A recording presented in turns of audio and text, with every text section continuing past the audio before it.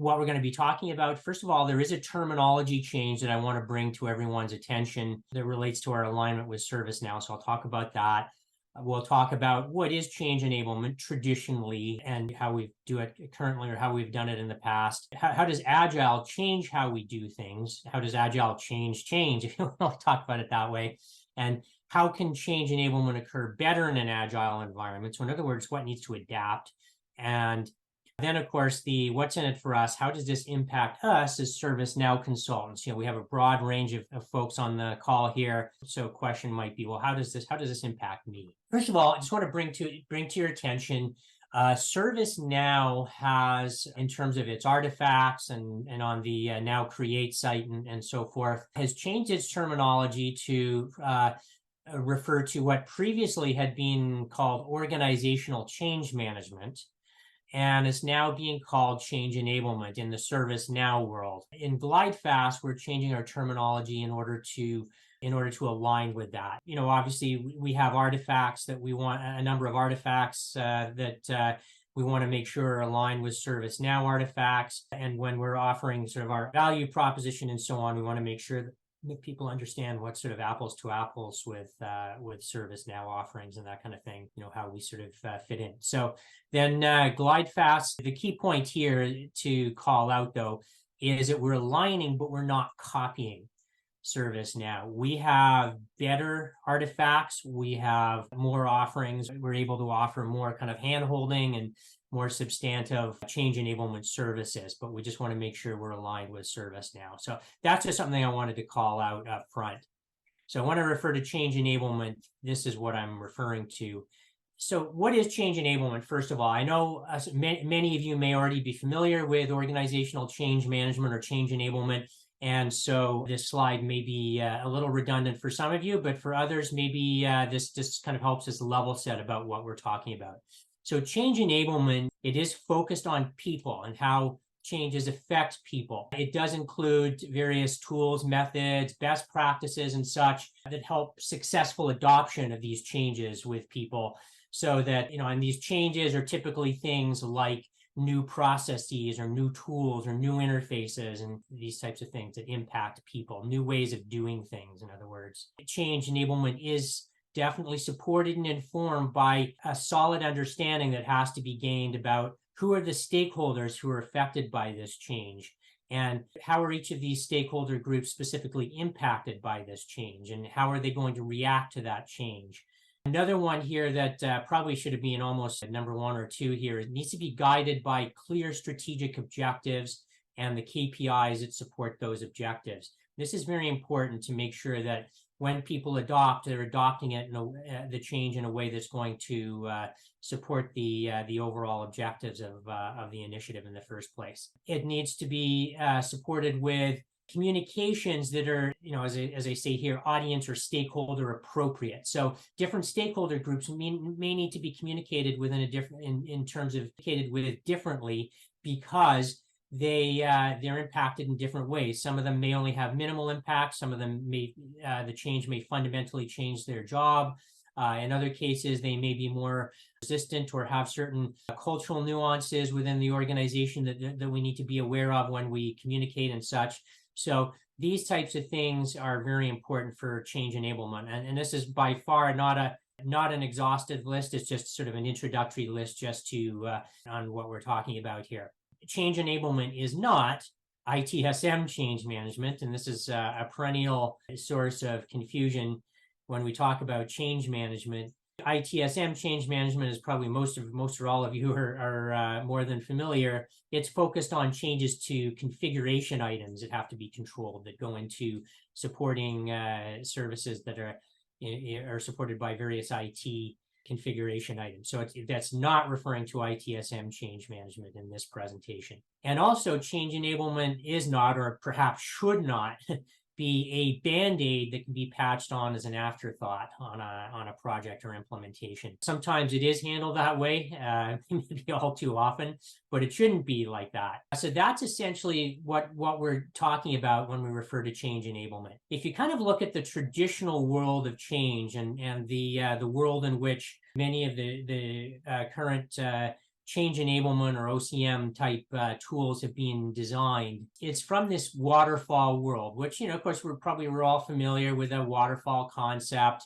Follow a fairly linear path. Requirements analysis, design, development, testing, implementation are common ones. The bottom line is you've got a big bundle of changes that you figure out, you design them, you build them, test them, and then you implement that big batch of changes, and then everything gets changed at the same time. And so for the end users. And so common way of depicting this change behavior and how people react to it is using the Kubler-Ross curve, which is based on the stages of grief. However, it was adapted to change management to show on the vertical axis its morale and competence. So in other words, how good are you at your job, and how happy are you? And then the horizontal curve is just over time. And so you can see here a change might come in.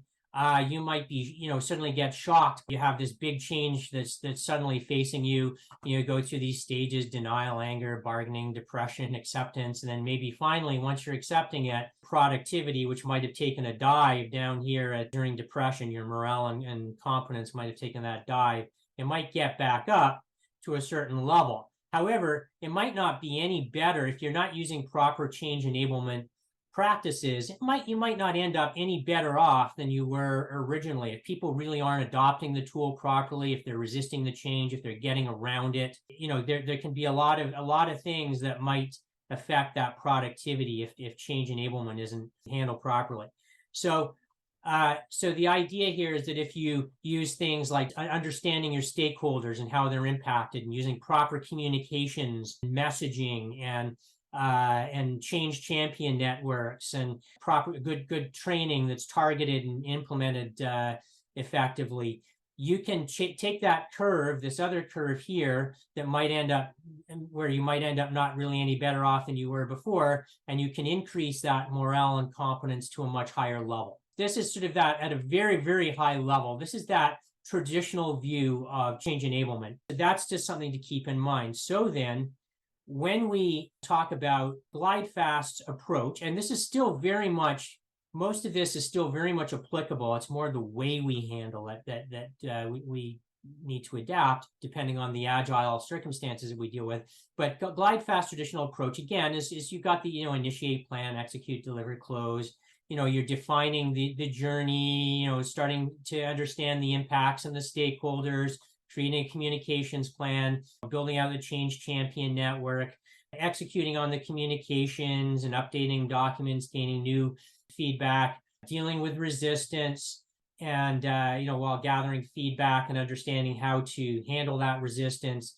And then at the end of it, you implement. Of course, there's training built into here as well. At GlideFast, we sort of handle the training as a separate bucket per se, but it's still very much integrated into change enablement. So I just don't have it specifically called out here because of the way we do things here. At the end of it, we measure adoption, we get feedback, maybe do some surveys, maybe do some follow-up communications to share quick wins and things of that nature. So all of this is great stuff, but it's still built around this traditional approach that I was talking about. What changes then? Well, change enablement obviously is still every bit as critical for adoption in an agile environment as it is anywhere else. But some things can be different. So first of all, the pace and nature of the agile changes mean that change enablement needs to be able to keep up with that pace. And so some of the sort of slow linear processes that we tend to follow with change enablement may need to adapt. And so also the volume of changes as it increases, you'll also find that in many cases, these changes will be more tactical in nature. So every sprint, you'll see some, maybe some small incremental changes that may not be a big deal to some, but they could still really throw people off or change how people have to do things. So it's still something that we need to keep in mind. And also, because of the increased volume, we always have to be cognizant of the fact that changes can collide with other changes going on in the organization. So within the scope of our particular project, we may think, okay, well, this is a small little change we're throwing into production. We'll just put it in there for now because it's ready to go. We'll roll it into this release. But it actually may impact some other change that's coming through for some other initiative. And we just have to be very aware about, have kind of this holistic view across the organization and be able to have people who can help guide us to understand what other changes we might be impacting or that might impact us for that matter. We also need to focus on trade-offs, being able to be very precise about what we're changing. And of course, early engagement is always extremely important, but we need to be able to balance off the most effective and the most impactful change tools that we can use, because we may not always have time to do everything, as kind of a textbook change enablement, organizational change management example. We need to be flexible. So what does this look like? Well, again, at a very high level, you might still have that traditional curve for your longer term strategic direction that you're following. And so let's think of this, say, as a large implementation of ServiceNow that we're helping someone with. We might still have this sort of curve in morale and competence and so on, but for every time we implement new changes, for example, if we're putting changes into production, maybe every sprint or every release, maybe it's not every sprint, but maybe we bundle them and put them in more frequently, you're going to have these little mini curves every time something goes into production.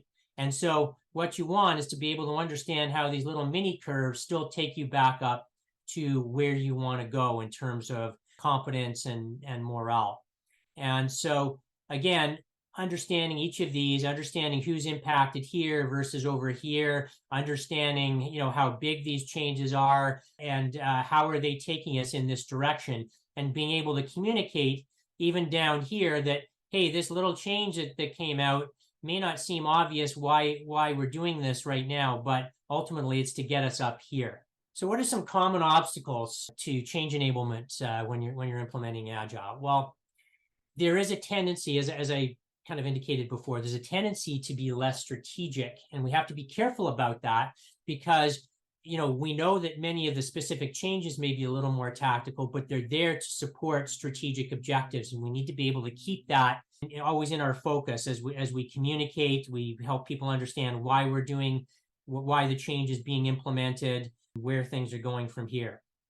We need to be able to, obviously build that into, any kind of training documentation and other supporting documentation that people use. There have been a number of studies on Agile and, change enablement in an Agile environment, and there were some findings that there were 5 common obstacles. First of all, a lack of understanding and appreciation for change enablement because people were focused on just getting stuff out the door. There was some organizational resistance to Agile as well. So Agile in itself requires some change enablement when organizations are new to Agile approaches. There's obviously a high volume of incremental changes, which I've already been talking about. There's an increased pace, which means that instead of having several months or maybe a whole quarter to plan for change, we might have just a couple weeks to plan for a change, or a few weeks or a month maybe, depending on how much advance notice we have.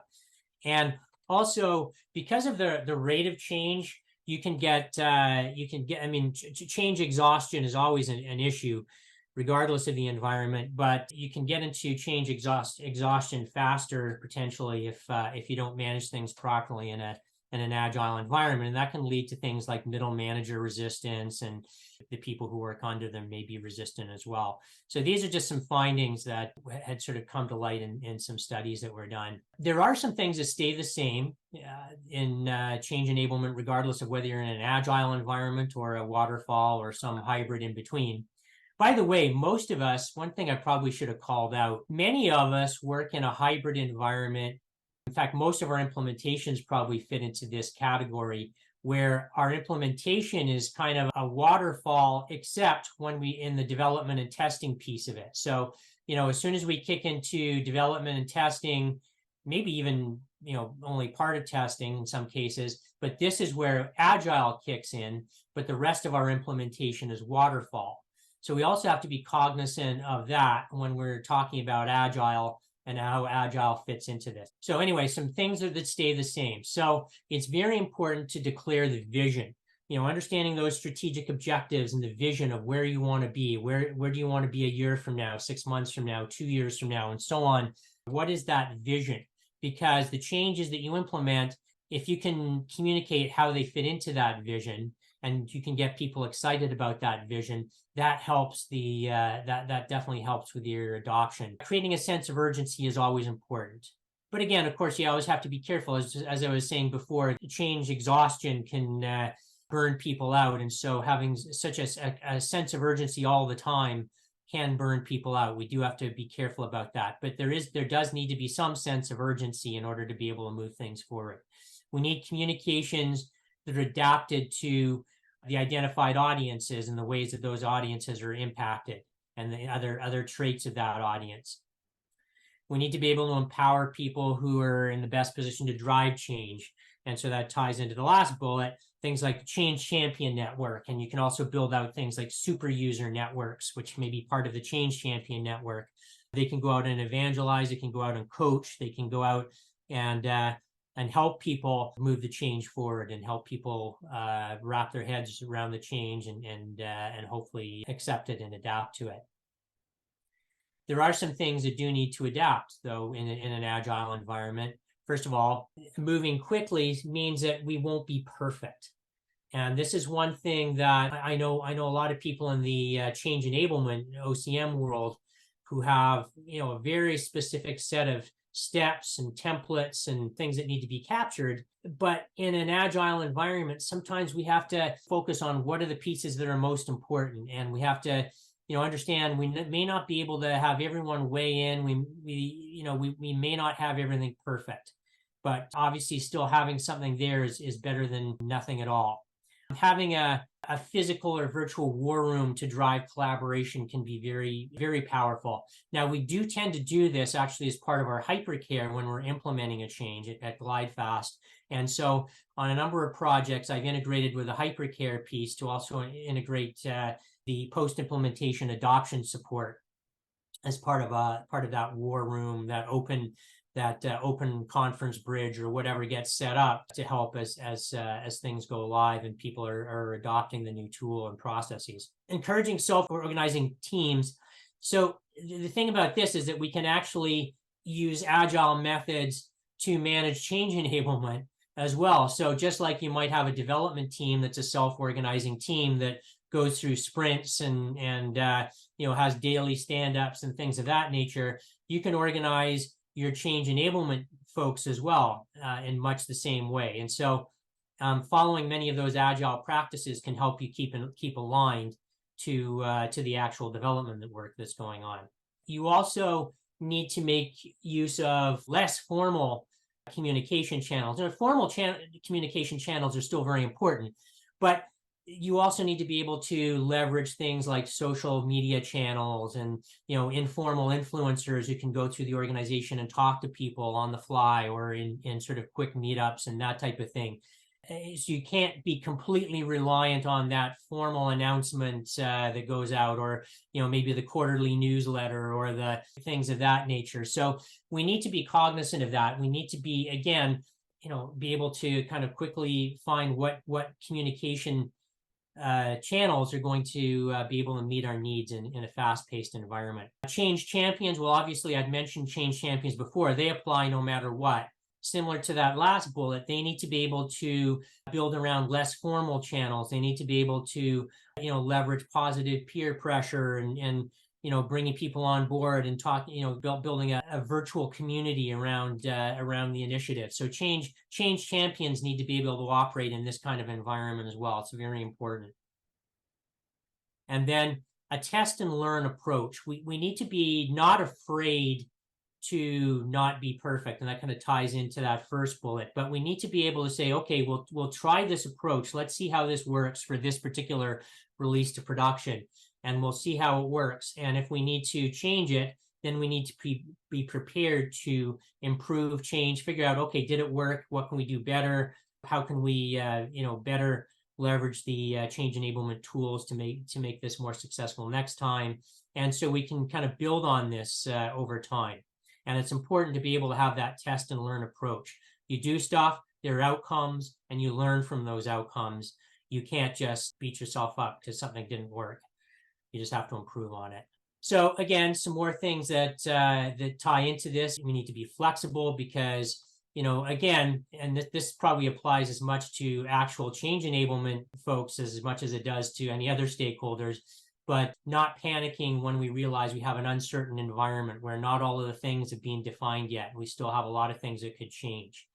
We need to keep to the basics. We obviously understanding stakeholders and how they're impacted and, being able to communicate with them the right way is critical, but we may need to be able to be flexible and negotiate on other aspects of the traditional change approach in order to be able to provide what we need in a time that's going to work and in a manner that's going to be effective. Every day is different, and that's okay. Some more information from some studies that have been done on this found that the change enablement also became more iterative, just like the agile process itself. Plans are designed to be modified as needed. So when we build out an OCM plan, or sorry, I should say a change enablement plan, we need to make sure that we know that's going to be a living document that will change. We need to be prepared for that. And we need to build it and manage it in a way that will assume that, yes, changes will happen. There may be more work required up front in some cases. Obviously, there needs to be more done in less time, faster pace, that type of thing. So these are just some takeaways from some studies that have been done. What are the biggest contributors to success? Being able to leverage success stories. So when you have short 2-week sprints, shorter turnaround time, you can leverage success stories very quickly. You may be able to say, hey, this change went in here just for this particular group. They're now working with it, but it'll be rolled out to a broader group of people later.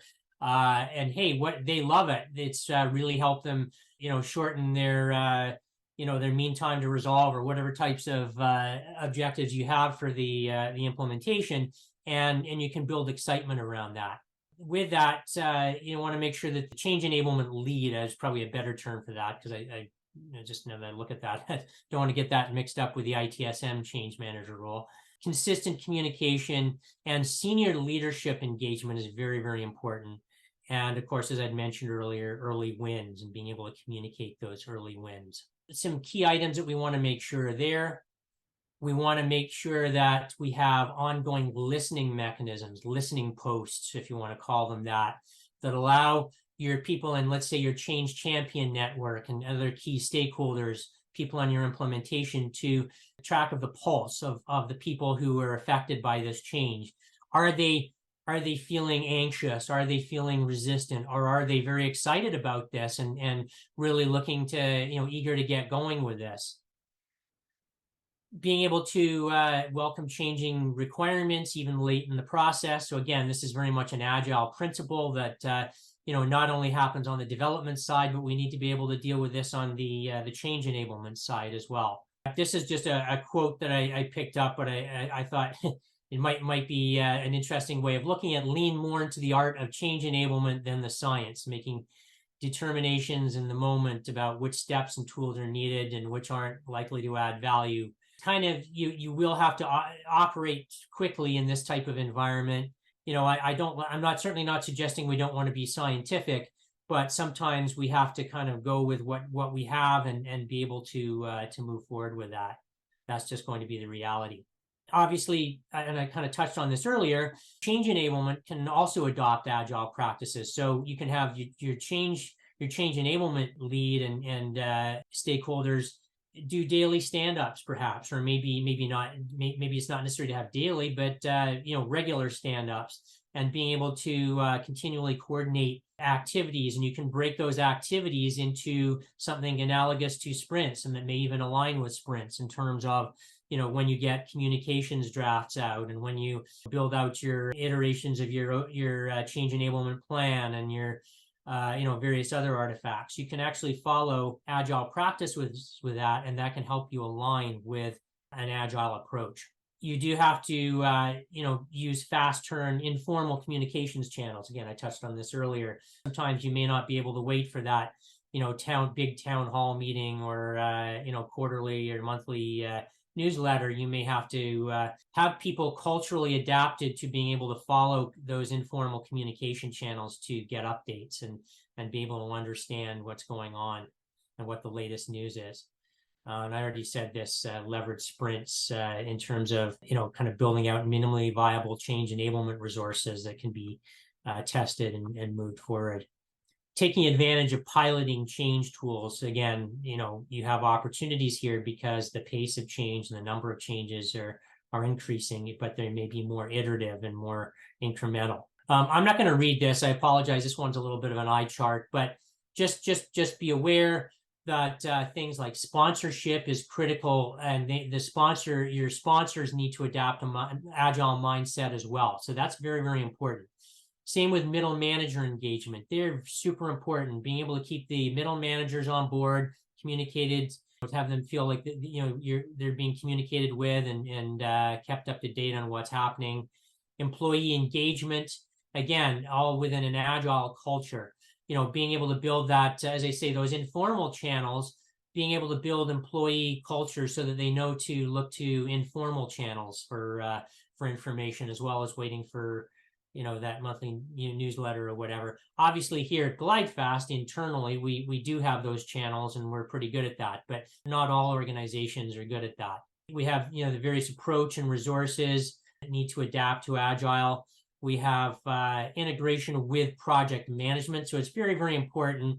And again, I think overall in GlideFast, at least on our customer engagements, we do a pretty good job of making sure that change enablement is integrated with the overall project plan, with the engagement manager, and so on. But it is very, very important to make sure that it's not just some add-on. Change enablement is fundamentally built into your project plan and worked with accordingly. Communication training, again, have to be very focused and concise. Resistance management can happen at different levels. Again, because you may have more incremental changes coming through the pipe, you have to be able to deal with resistance on various levels. And then being able to reinforce. So being able to reinforce the changes early, frequently, and being able to, again, take advantage of those things like quick wins, and maybe if an issue does come up, then being able to quickly turn around some kind of improvement or fix for those issues, this type of thing, those can very much play into reinforcement in an agile environment. How does this affect us? So we're ServiceNow consultant. I happen to be a change enablement consultant. So, this is a lot of my bread and butter, as well as being a BPC. Some of you may have no involvement with change enablement or little involvement. So question is, how it affects you? Well, in fact, you should actually be very much aware of change enablement, regardless of the role, whether you're a technical resource or engagement manager or BPC or anyone. It's very important that you understand how what we're doing affects people. And so even if you're not in that change enablement role, you need to be constantly on the lookout for things that might impact people, and be able to sound the alarm if you say, hey, wait a minute, you know what, if we do this is going to change a bunch of stuff for people. We need to look at that. And that may be fine, but we just need to be able to, communicate that accordingly and incorporate that into the training. So, every sprint or every release that goes into production could have impacts. And, I often see, for example, in implementations, situations where changes get put into production with the intent that, well, we're not really going to use them right now, but, they're part of our release cycle, so they'll get put in production. But you have to be careful with that, because someone might see that change and get confused by it. And then that could potentially lead to issues. So you need to be able to make sure that whatever you put into production is managed properly, not just from that traditional ITSM change management perspective where you're releasing CIs, but also from a people change perspective, this change enablement perspective. And so if you notice anything like this, please bring it to the attention of the change enablement lead, if there is one, whoever the contact might be for that, or the engagement manager, or whoever you think might be in a position to address this and float this up to the right people to make sure it's addressed properly. For the people who are in the change enablement role, obviously a lot of the things that I just talked about, things like sprint cadence, timing of releases, we need to make sure that that is a key component of our change enablement planning, and that we're comfortable with that, and that we can build on that. Also just related to that, understanding the volume of changes, and as I said, as I touched on earlier, just understanding that when you have this many changes going on, there's all the more opportunities for changes to collide, and for something that some other group is doing to affect us, or for something we're doing to affect some other group that may seemingly have nothing to do with our initiative. And so being able to engage the right people within our organization who can get that kind of view and be able to understand what kinds of impacts might be going in either direction. I think that, you touch points on several important items that it might not be as tangible as of when, we're working in a specific implementation, but, considering these artifacts, like, for example, the states of change, right? Most of the customers are not aware that that's gonna be happening, right? And they're not aware that there are ways to make that change a little bit more smooth. And so this is great, and I love the fact that we do have several options. It's not just one, but bringing this into the whole picture and to sharing this knowledge, I would say, with customers, I think it's super valuable, and it will open just right away their minds and their willingness to try new stuff. So yeah, thank you, Ian. Yeah, it's actually funny. I actually have used the analogy that change enablement is something like eating healthy and exercising. Everybody knows you should do it, but most people most people don't to one degree or another. And so organizations are very similar to this. I mean, you won't hear any senior manager say we shouldn't do change enablement, or organizational change management, as it's still known in many places. An awful lot of organizations still don't put the right resources into it or the right attention to it. Do you have any examples of how, OCM has actually helped, or OCM consultants have made a positive impact on the engagement as a whole? Yeah, I can get examples for you. You're looking for kind of like success stories and that type of thing. Exactly. Like Yeah, what types of strategies have enabled the organization to better manage the ServiceNow change and stuff like that? Yeah, I think that would be helpful for us as consultants to know exactly what situations, recall for which strategies and how they might benefit. absolutely. And that kind of touches on another point that is probably good to bring out here. The way change enablement or organizational change management occurs in different engagements, we have to be aware of things like what the organization has already in terms of change enablement infrastructure, if you want to call it that. So, I've worked in a wide range of environments where some implementations I go in and I'm basically just the ServiceNow change enablement guy. They have a whole change enablement department who have their own communications, and they have their own processes set up. They have everything, their own way that they like to handle change enablement or OCM.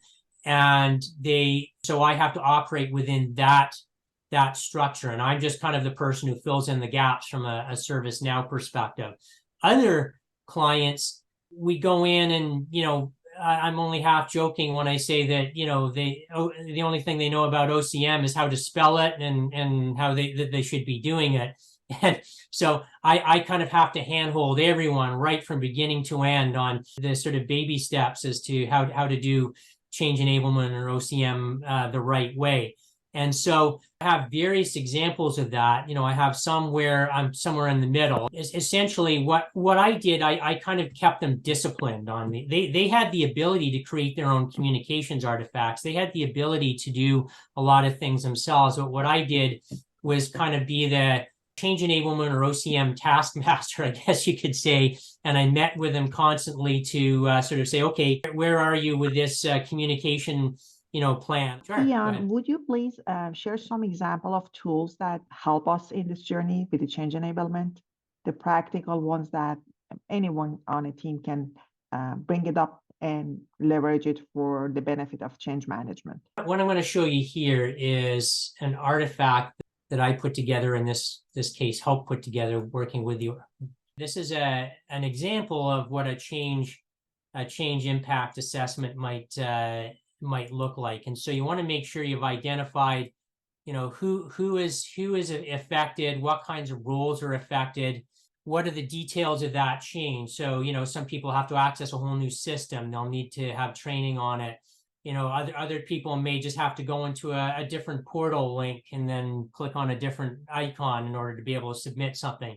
There are all these different levels of change that can affect different people. And so what I always try and do, and there are various flavors of this impact assessment. This one I was conforming to the client's format. I usually prefer to have the group and role over on the left here, but it still all says all of the same information, so that's fine. What everyone on a team can do, you may not be filling in this document per se here, but what you need to be aware of is that, hey, what we're building here affects this person who has this role, and how will it affect them? Well, they'll have to do this differently, but there might be some things that stay the same as well, but this is what they'll have to do differently. And so being able to summarize that and those sort of key pieces of information, what's changing, who does it impact, and how. A nutshell of version of what I think everyone on an engagement should be looking at, it would be that. Now, there are many other things, for example, communications plans.